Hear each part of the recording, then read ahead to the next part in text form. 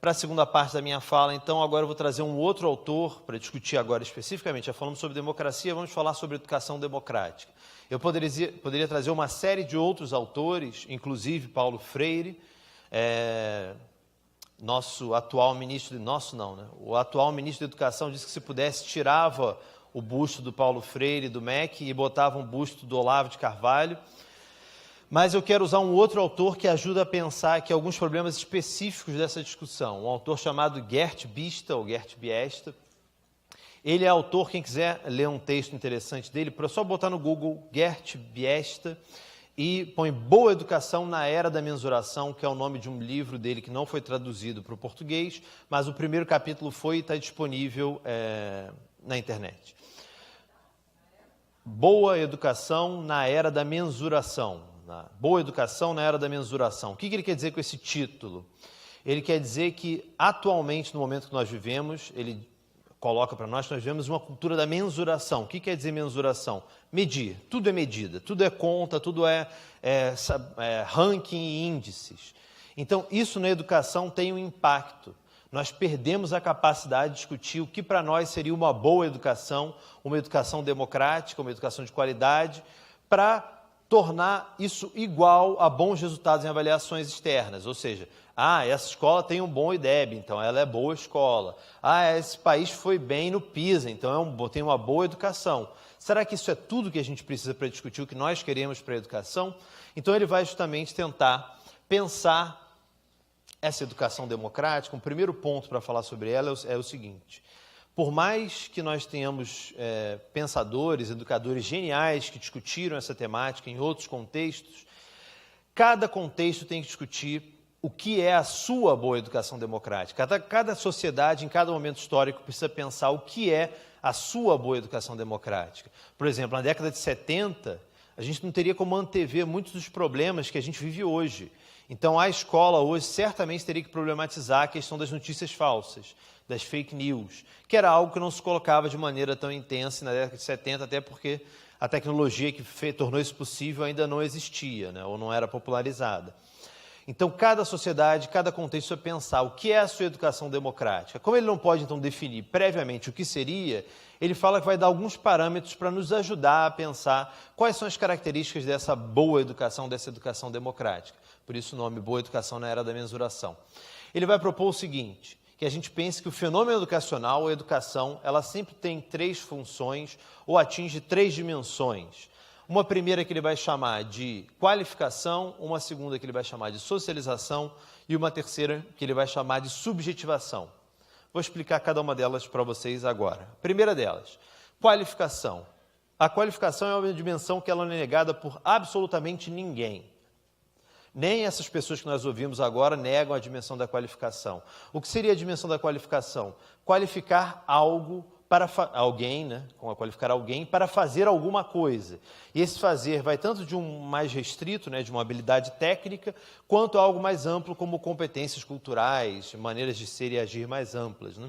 Então, aqui, inclusive, a nossa Constituição usa o mesmo termo, a qualificação para o trabalho, a ideia de preparar alguém para fazer alguma coisa. Qual é o problema? E por que esse referencial teórico nos ajuda a pensar a discussão sobre educação democrática no contexto no qual nós vivemos? É interessante entender como, mesmo eles tentam reduzir o fenômeno que para mim é o fenômeno educacional, para eles é a escolarização, a escola, a instrução, como eu já mostrei para vocês. Aqui, vou começar com um vídeo, então, é um vídeo do mesmo Miguel Najib, dessa vez em uma audiência pública no Senado Federal. Eu também estava nessa mesa. O nosso projeto ele foi inspirado no Código de Defesa do Consumidor.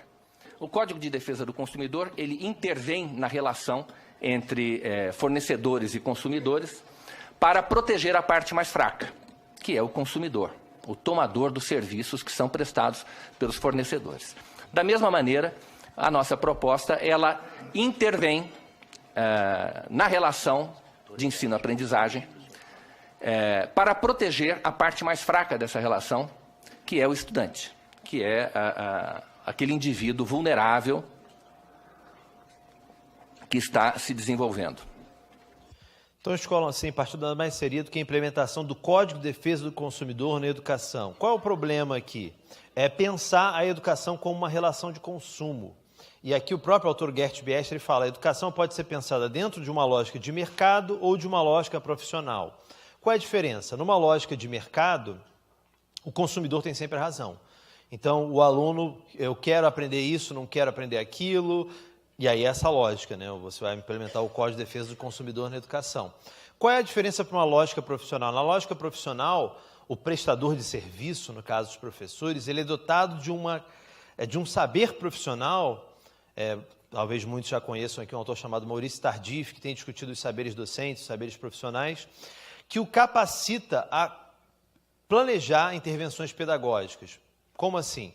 Por exemplo, um médico. Eu vou no médico, eu não falo para o médico, olha, doutor, eu estou com dor de cabeça, eu queria que você pegasse uma broca e fizesse um furo no meu crânio para aliviar a minha pressão intracraniana. Eu olho para o médico, eu vejo ele, um detentor de saber profissional, e eu falo, estou com dor de cabeça, e o médico, então, vai planejar um tratamento ali, vai me propor alguma medicação.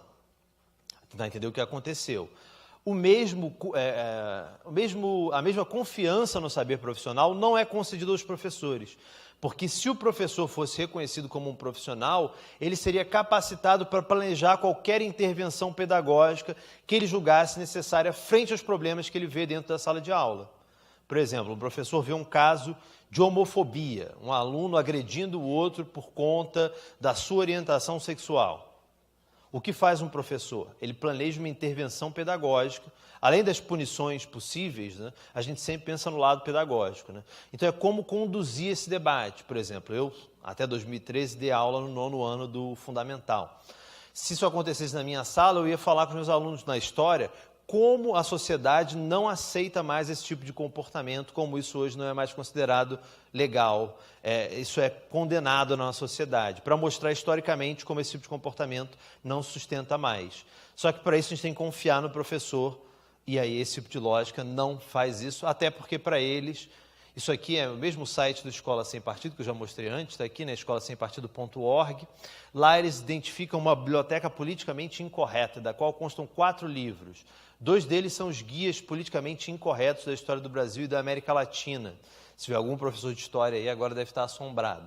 Mas o principal livro que eles indicam é um livro chamado Professor Não é Educador, escrito por um indivíduo chamado Armindo Moreira. Qual é a tese desse livro? Uma dissociação entre o ato de educar e o ato de instruir. O ato de educar seria responsabilidade exclusiva da família e da religião, e ao professor caberia apenas instruir, que na linguagem do movimento é transmitir conhecimento sem mobilizar valores. Qualquer um que tenha feito uma matéria de currículo sabe que não é a maneira como nós pensamos hoje a escola. Mas aqui, para eles, explicitamente, por isso que eu falei para vocês que é um projeto de escola que tenta destruir a dimensão educacional da escola, porque para eles a escola não é espaço educacional. Inclusive, nesse livro, eles dizem o seguinte, olha, o próprio Paulo Freire diz isso, ninguém educa ninguém. E aí eu trouxe a citação completa para vocês darem uma olhada. Né? Ninguém educa ninguém, ninguém educa a si mesmo, os homens se educam entre si, mediatizados pelo mundo. A ideia de que ninguém pode impor a educação a ninguém, que é uma relação, né? É um fenômeno relacional. Você não pode, ninguém emancipa ninguém, ninguém educa ninguém. Então está aí o Paulo Freire. E não é casual os ataques constantes que esse discurso faz à figura de Paulo Freire. Vou pular alguns aqui. Esse aqui é um deles, ó. Publicação nas redes sociais do Movimento Escola Sem Partido. Paulo Freire transformando analfabetos inocentes em analfabetos comunistas desde 1963. E aí a cabeça aberta do Paulo Freire, dentro dela fezes. E qual a referência que eles usam para isso? Olavo de Carvalho, dizendo que Paulo Freire é um sujeito oco, tipo acabado de pseudo-intelectual militante, sua fama baseia-se inteiramente no lucro político que os comunistas obtêm do seu método, sendo que ele é um autor traduzido para N línguas, né? É o único autor brasileiro dentre os 100 mais usados nas universidades norte-americanas. Acho que ninguém vai acusar os Estados Unidos de ser um país comunista, né? É proibido criticar Paulo Freire? Claro que não, mas no que uma imagem como essa que ajuda para problematizar o pensamento de Paulo Freire. A gente pode concordar e discordar com Paulo Freire, mas aqui é um ataque vil, né? Ele está descalço, com as roupas rasgadas, comendo capim com orelha de burro, em cima dele um Stalin diabólico, vermelho, como se estivesse conduzindo Paulo Freire com uma cenoura. Por quê, né? No que isso aqui ajuda a pensar? Eu fui com alguns debates com o advogado Miguel Najib, e teve um deles que eu fiz uma pergunta para ele, eu vou mostrar uma parte desse debate para vocês. Fala um pouco sobre Paulo Freire. Eu não sou educador. O que eu vejo é o seguinte: Paulo Freire não conhecia direito constitucional. Ele era o pedagogo do PT. Ele usou toda a pedagogia progressista para promover os interesses do partido, que era o partido dele. A pedagogia dele é anterior ao PT. Ele era filiado ao PT, sim, mas ele colocou todo o seu cabedal científico a serviço de uma bandeira política e partidária. Isso é fato notório. Bom, Paulo Freire tem inúmeras. Possa continuar com a discussão sobre escola sem partido e sobre o movimento que está sendo discutido. Mas eu acho que é importante escutar o que eles têm a dizer sobre Paulo Freire, que é a referência internacional. Eu não veja só. O que acontece é o seguinte: a minha questão, Fernando, é o projeto de lei. O Paulo Freire não está aqui no projeto de lei. Então pode chamar ele de vampiro. Não, eu chamo do que eu quiser, porque eu estou exercendo a minha liberdade de expressão, coisa que um professor em sala de aula não pode fazer. Por que não pode fazer? Segundo ponto, eu mencionei, se o professor tivesse liberdade de expressão, ele poderia falar qualquer coisa sobre qualquer assunto em sala de aula e não seria obrigado a transmitir aos alunos o conteúdo da sua disciplina. Segundo, se ele tivesse liberdade de expressão, os seus alunos não teriam liberdade de consciência e de crença, porque eles são presença obrigatória em sala de aula. O aluno é uma audiência cativa do professor. Se o professor puder dizer qualquer coisa sobre qualquer assunto, ele estará violando a liberdade de consciência e de crença dos seus alunos. Então, eu aqui, como ninguém é obrigado a escutar o que eu estou dizendo, eu falo o que eu quero.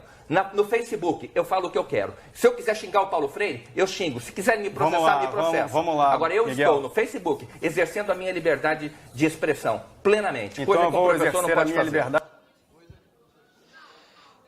Bom, primeiro, eu fico ainda surpreso que vocês consigam rir disso tudo, porque para mim isso já perdeu graça há muito tempo. Isso aqui é mais preocupante do que motivo de riso. Mas o argumento aqui é que eu peço para que ele fale sobre Paulo Freire, ele fala um monte de coisa, né? Mas fala que o Paulo Freire é um pedagogo do PT, aí o próprio mediador tem que corrigir dizendo que a obra do Paulo Freire é anterior à fundação do PT, mas detalhes, né? Mas o ponto central aqui é que o professor não tem liberdade de expressão em sala de aula, uma maneira tosca e equivocada de entender a liberdade de expressão, como se a liberdade de expressão é o direito de falar sobre o que você quiser.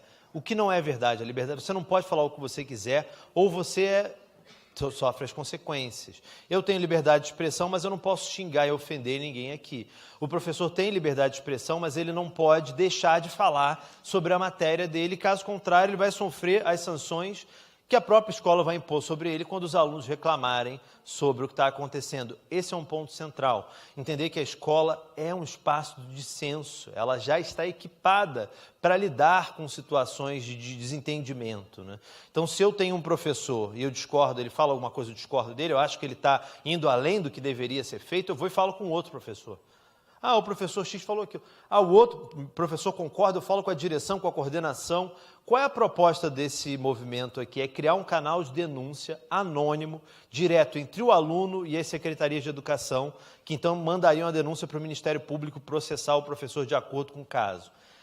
Vocês são professores, vocês sabem do que eu estou falando. Tem muitas reclamações que são pertinentes, os alunos muitas vezes reclamam de coisas que nos levam a repensar a maneira como nós trabalhamos, mas imagina você dando aula, o aluno está anotando, você não sabe se ele está anotando para estudar ou se é para te denunciar para o Ministério Público, você não sabe nem quem vai fazer a denúncia, né?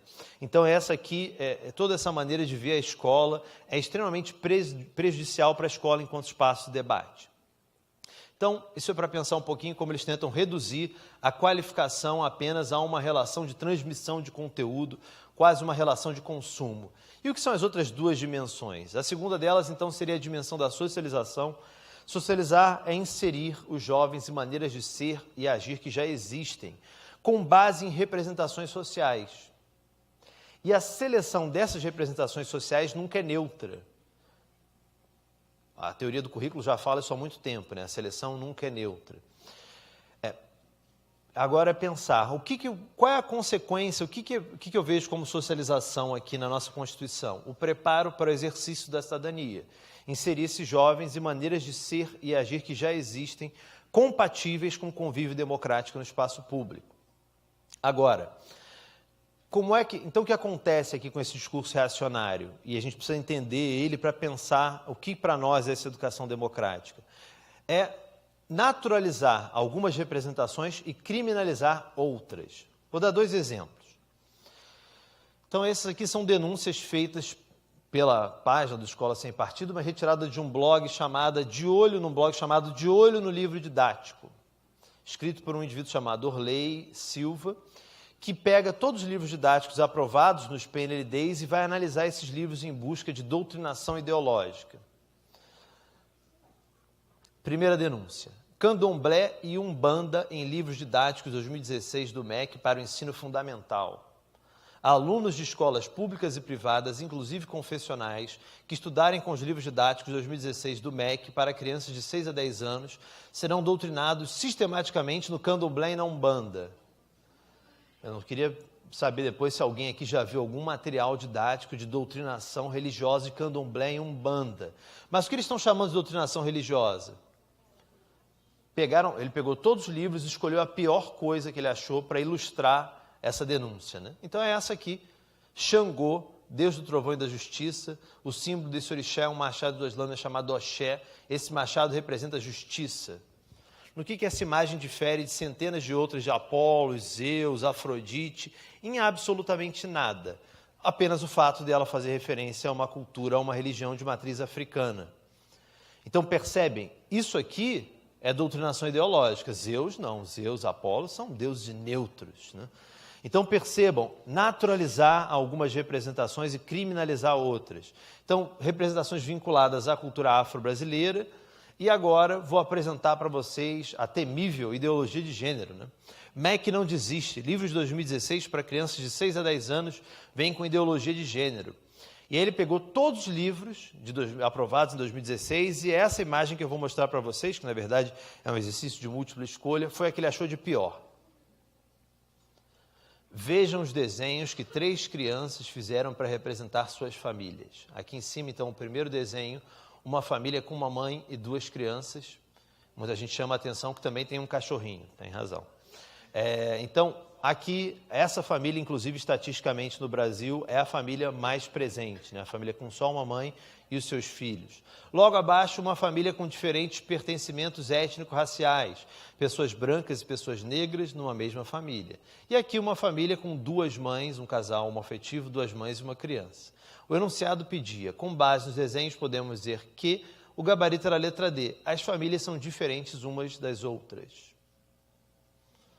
No que esse exercício pode prejudicar um jovem? Na simples menção à existência de diferentes configurações familiares? Qual é a intenção aqui? Retirar essa família e especialmente essa família aqui dos livros didáticos. Então, é disso que a gente está falando, né? Como eu disse, a socialização sempre opera com base em representações sociais e a seleção dessas representações nunca é neutra. Então, eles estão tentando naturalizar algumas representações e criminalizar outras. E aqui, como eu já mencionei, não tem como não falar sobre a tal da ideologia de gênero, um termo cunhado para desqualificar a discussão de gênero nas escolas. E aí, essa família aqui é que pode estar no livro didático, né? Um homem, uma mulher, uma filha e um filho, e essa família pode estar, ela só não pode excluir as outras, né? E aí uma ideologia antifamília, né? Como se o objetivo dos professores fosse destruir a família, o que não é verdade de maneira alguma. Eles criaram, inclusive, uma campanha chamada Minha Família, Minhas Regras, né? Que aqui é um homem, uma mulher, com um filho e uma filha, eles seguram um guarda-chuva, Minha Família, Minhas Regras, que protege as crianças contra uma chuva que tem as cores do arco-íris, como se a escola estivesse tentando impor alguma coisa, mergulhar as crianças numa chuva com as cores do arco-íris. E aí o advogado Miguel Najib, ele fala que, olha, numa entrevista no Huffington Post, homofobia não é assunto de sala de aula. Como assim homofobia não é assunto de sala de aula se ela está? Esse é um ponto importante para entender essa educação democrática. Muitas vezes a sala de aula ela não está dissociada do mundo no qual ela está inserida. Então, essas questões elas já estão dentro da sala de aula, elas entram junto com os nossos alunos e todas as suas crenças, todas as suas maneiras de pensar. Esse aqui é uma das imagens que eu venho analisando dentro dessa campanha da ideologia de gênero no Brasil. Ela se vincula a algo que eu venho chamando desde 2015 de uma verdadeira campanha de ódio aos professores. Inclusive, quem quiser, é só jogar no Google, Fernando Pena, ódio aos professores, que eu analiso a maneira como eles atacam esses professores. Essa aqui é uma das imagens de várias que eles compartilham nas redes sociais. Então, sempre elas seguem um padrão iconográfico, né? Sempre uma professora, como se tivesse uma ação de violentar um aluno. Então, aqui a professora tem a estrela do PT, né? Ela não representa qualquer escola, ela representa a escola pública, não é a escola particular.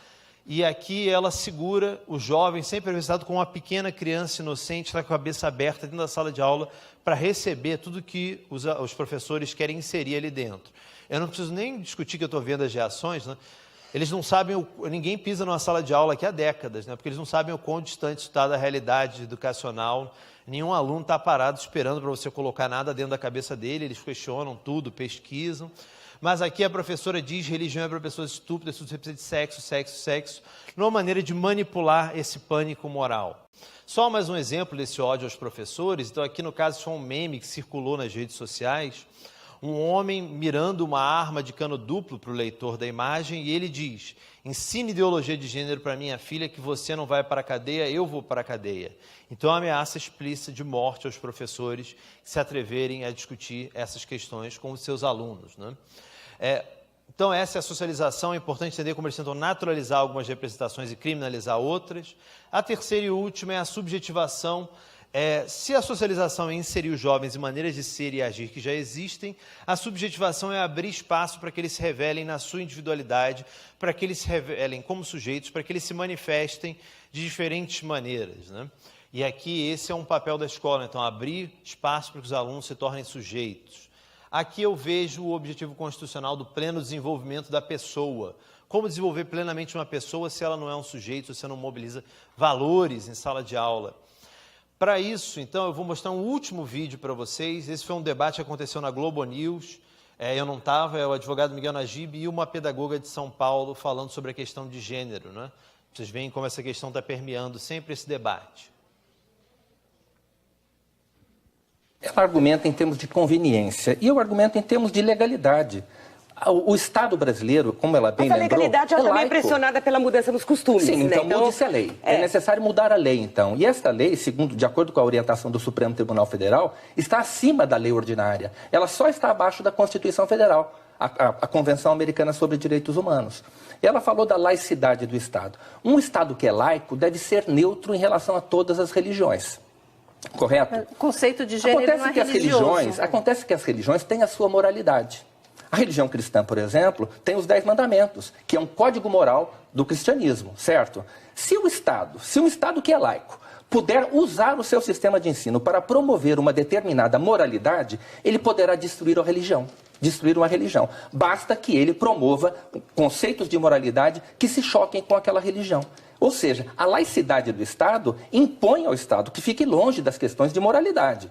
Entendeu? Isso é fundamental. Mas a questão de moralidade ela é muito ampla. A gente está falando de moralidade, sexual, por exemplo. Nós estamos falando de moralidade sexual. Porque uma escola tem que ensinar uma criança a não roubar, a não colar, a cumprir o dever, a manter essa ideia, tudo isso é moralidade. Que uma escola deve transmitir aos seus alunos são os valores, posso concluir? São os valores ligados ao conhecimento. Esses são os valores principais, os fundamentais que a escola não pode colar, não pode desrespeitar o professor, é preciso tratar com respeito os colegas. Estes são os valores indispensáveis à transmissão do conhecimento, ao cumprimento da missão essencial da escola, que é formar o indivíduo e formar aquele profissional que mais tarde vai exercer. Eu quero... Bom, tudo que a gente já vem falando, né, a ideia, então, quando questionado a primeira vez, o professor não pode mobilizar valores, mas é a própria... mediador do debate fala nem valores vinculados a não roubar, ele não, então só os valores necessários à transmissão do conhecimento, né? E aqui é interessante entender de novo como é a tentativa de naturalizar alguns valores e criminalizar outros, né? O mesmo advogado Miguel Najib, ele já foi articulista do Instituto Millennium, que é um instituto liberal, quanto a isso não há problema. Mas quando ele estava lá, ele escreveu um texto chamado Por uma Escola que Promova os Valores do Milênio. Eu achei que não podia promover valores, né? Mas então quais são os valores que devem ser os valores neutros, necessários à transmissão do conhecimento? Vou pegar 3, propriedade privada, responsabilidade individual e meritocracia. A meritocracia, será que é consensual entre nós que a meritocracia deve orientar a educação escolar? Eu, por exemplo, não concordo. Eu acho que a cooperação talvez seja um valor muito mais interessante. Mas o que importa aqui é então entender como eles tentam reduzir a educação à qualificação, ainda num sentido bem restrito, e ao negar a socialização e a subjetivação, naturalizar alguns valores e criminalizar outros, naturalizar algumas representações e criminalizar outras. Em 2008, todos esses projetos de lei, todos eles usam uma mesma referência para dizer da necessidade do projeto. Uma pesquisa feita dentre professores e publicada num periódico. E você pensa, bom, o periódico deve ser um periódico Qualis A1, né, uma Educação e Sociedade, alguma revista de ponta no campo educacional. A pesquisa que todos eles usam foi publicada nesse periódico aqui, a Veja, no número de 2008, né, os erros não são só dele, e prontos para o século XIX, né, uma foice, um martelo aqui, com a forma de uma caneta e um lápis, e a pesquisa feita de maneira absolutamente tendenciosa. Vou mostrar só 2 perguntas aqui principais, né? As 2 primeiras. Qual é a principal missão da escola? Formar cidadãos, contribuir para a formação profissional, ensinar as matérias. Vejam que mais ou menos são quase os 3 objetivos constitucionais. Só que a revista pede para que só se escolha uma delas, né? E aí, 78% dos professores respondem que é formar cidadãos, 14% contribuir para a formação profissional e 8% ensinar as matérias. Qual é a conclusão da revista e do movimento? Está provado. Os professores não querem ensinar as matérias, querem só formar cidadãos, que na prática é fazer a cabeça dos alunos. Cidadãos, perdão. O ministro da Educação fez uma mudança aí, né? Mas o interessante é notar aqui como, óbvio, né, eu acabei de mostrar como esses 3 objetivos eles são indissociáveis. Eu, por exemplo, como professor de História do 9º ano, eu ensinava História para que eles fossem trabalhadores éticos e cidadãos, né, críticos. Percebem? Então isso aqui é indissociável. E a segunda, a pergunta formulada de maneira tendenciosa.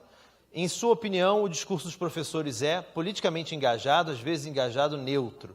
80% diz que é politicamente engajado ou às vezes engajado, sempre ou às vezes. Só que o problema é que para um professor ser politicamente engajado é formar para a cidadania. Eu, por exemplo, se estivesse perguntando isso de boa fé, eu responderia que a minha aula é politicamente engajada, eu quero que aquele aluno se forme para ser uma pessoa que pense no bem comum.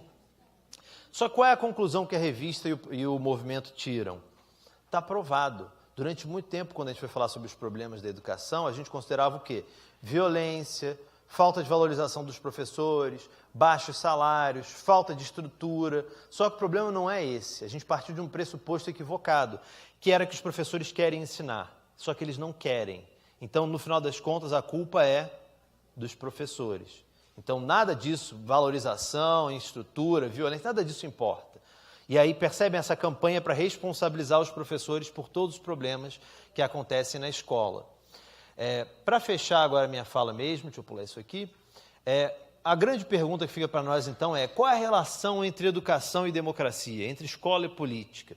Esse autor que eu estou citando, o Gert Bista, ele vai dizer, ele já parte de um pressuposto, que essa relação existe, porque ele não conhece o Brasil pós-2016, né?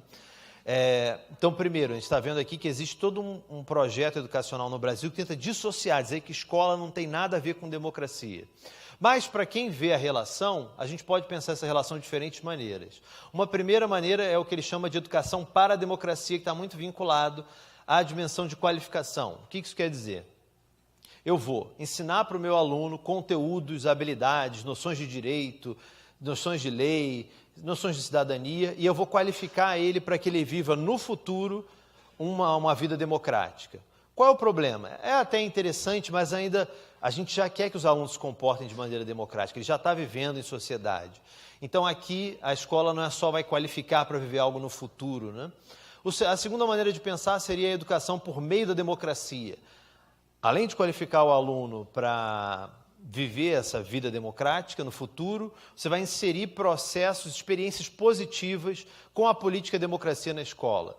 Debates, formação de grêmios e tudo aquilo que leva o aluno a conhecer, a ter algumas primeiras experiências positivas com a democracia. Então isso é importante, mas ainda assim falta alguma coisa, né? Ainda fica a ideia de que a gente vai fazer uma mini brincadeira de democracia que no futuro ele vai viver, aí sim, a democracia. E vem a ideia que ele defende, eu também, de educação democrática, que é pensar que a formação cidadã, né, a aprendizagem cívica é a tradução literal, que é muito ruim, né, mas que ela essa formação cidadã dos alunos, ela é não linear, recursiva e cumulativa. O que isso quer dizer? Que, na verdade, o aluno aprende sobre política falando com a família, no Jornal Nacional, no WhatsApp, no YouTube, em todos os momentos da vida dele. Então, o que a escola pode fazer é considerar, primeiro, esse conceito tira um pouco o peso da escola, porque não tem como o aluno ter experiências positivas com a democracia dentro da escola, se na sociedade ele não tem espaços para viver positivamente essa democracia. Então, é interessante pensar a escola, além de qualificar o aluno para a democracia, inserir em formas de maneiras de agir e ser compatíveis com ela, é também pensar que a escola é um espaço importante para inserir processos reflexivos sobre as coisas que eles vivem, as experiências que eles têm, positivas e negativas, talvez em maior caso no contexto atual, com a política e com a democracia. Então, essa é um pouco a maneira como esse autor pensa o conceito de educação democrática. Essa era um pouco minha apresentação, então eu não vim aqui dar para vocês um modelo de educação democrática, o que é, o que não é. Eu vim trazer algumas questões aqui, entender quais dimensões são afetadas ou não pelo fenômeno, mas mais importante até do que a discussão conceitual, é importante entender que essa educação que a gente está pensando aqui como educação democrática, ela já está sofrendo impactos graves da discussão mais ampla, né, do contexto que a gente está vendo no Brasil. Então, como eu já disse, muitos professores estão se autocensurando, deixando de trabalhar temáticas importantes, que eles sabem, de acordo com a sua formação, por medo de censura, medo de perseguição. Então, acho que um desafio central que nós temos nesse debate é pensar como fortalecer os professores que estão no chão da escola para que eles possam continuar fazendo o seu trabalho e que sejam valorizados por isso. Agradeço muito a paciência de vocês e me coloco à disposição para o debate. Obrigado.